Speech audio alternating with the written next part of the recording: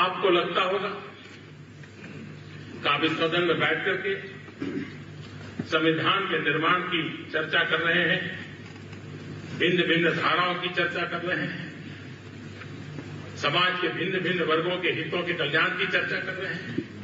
इतना नहीं है। संविधान के निर्माता के रूप में आपको ये सौभाग्य मिलना, उस घटना को मैं अगर और तरीके से देखो, हम जिस परंपरा से जीते हैं,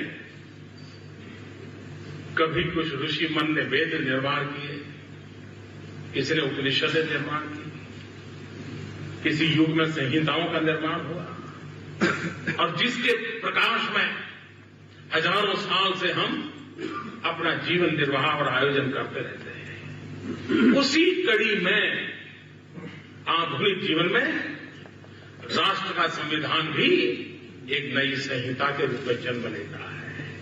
नए युग को दिशा दर्शन देने का काम संविधान के माध्यम से होता है, जो किसी जमाने में ऋषियों ने वेद के द्वारा, पुराणों के द्वारा, संहिता के द्वारा किया था। एक प्रकार से आप नई संहिता लिख रहे हैं और इसलिए ये सौभाग्य प्राप्त करने वाले आप सबको मैं हृदय से अभिनंदन करना चाहता हूं, बधाई देना चाहता हूं। नमस्कार दर्शकों, स्वागत है आपका instituterank.com न्यूज चैनल पर। इंडिया चाइना नेपाल ट्रायंगल हमेशा से साउथ एशिया की जियोपॉलिटिकल डायनेमिक्स का एक की पार्ट रहा है।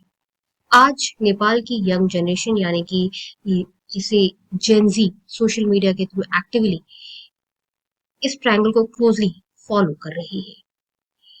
ये यूथ डिस्कशंस और ऑनलाइन एक्टिविज्म में अपनी आवाज उठा रही है, चाहे वो ट्रेड डील्स हो, इंफ्रास्ट्रक्चर प्रोजेक्ट्स हो या रीजनल सिक्योरिटी कंसर्न क्यों ना हो। जब ये सारे प्लेटफॉर्म बंद कर दिए गए, सोशल मीडिया लगभग बंद कर दिया गया, तो ये जो यूथ है जो कि काफी जागरूक हो गई है, भारत जैसी कंट्री को डेवलप होती देखती है, तो ये जो यूथ है वो कहीं किसी से कनेक्ट ही नहीं हो पा रही, इसलिए ये एक उपद्रव का कारण बनी।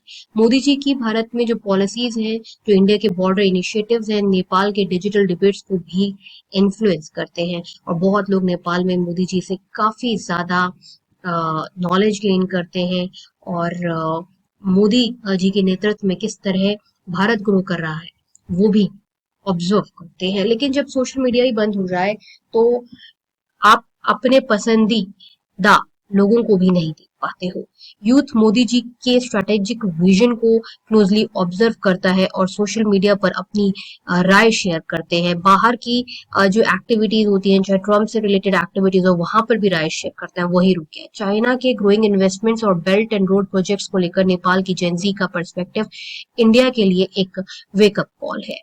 ये जो ट्रायंगल स्टोरी है, ये सिर्फ पॉलिटिकल नहीं है, ये एक नैरेटिव बन गई है जिसमें यंग जनरेशन के ओपिनियंस और डिजिटल एक्टिविज्म फ्यूचर रिलेशंस को शेप करते हैं।